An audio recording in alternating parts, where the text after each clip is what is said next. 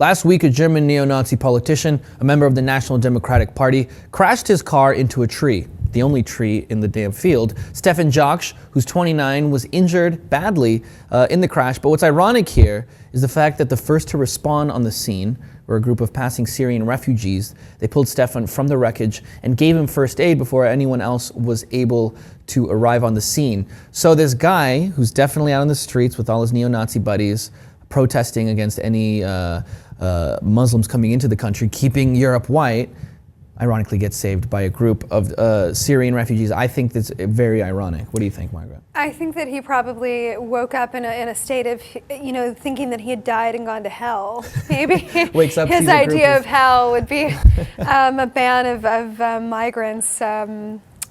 Who knows what he was thinking. But the bottom line is, regarding the Nazi aspect of his party, do we know what he was affiliated with and what the stipulations are? Yeah, it was my understanding. The NDP, it's short in the National Democratic Party. The NDP has been blasted by Chancellor Angela Merkel herself. She's labeled them as anti-democratic, xenophobic, anti-Semitic, and anti-constitutional as far as the party goes. The Constitutional Court in Germany is actually now fighting to get them banned completely. Mm-hmm. So, I mean, in a country like Germany, of course, they're going to be very sensitive to neo-Nazi groups more than in a country like Ukraine, for example, right, where they're tolerated. Mm-hmm. It's not going to fly in Germany, or at least they're trying to make it so that we see less of this kind of stuff. But, I think this is an interesting story on more levels than one. We talk a lot about how a lot of the refugees who come to Europe are up to no good. They're doing terrible things, right? Crime is up. Assaults on women are up. But, we have to realize that still, even with all those cases, those isolated incidents from people from completely different countries, because remember, refugees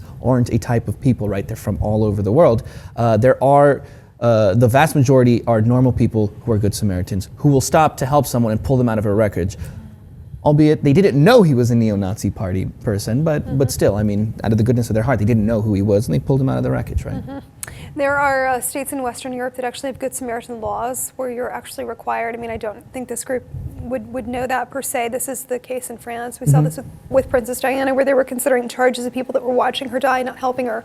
So it is expected there, and it's a good thing to see, a politician being pulled from hitting a single tree on a road. Right. So regardless of his political personality. Yeah, that's for sure.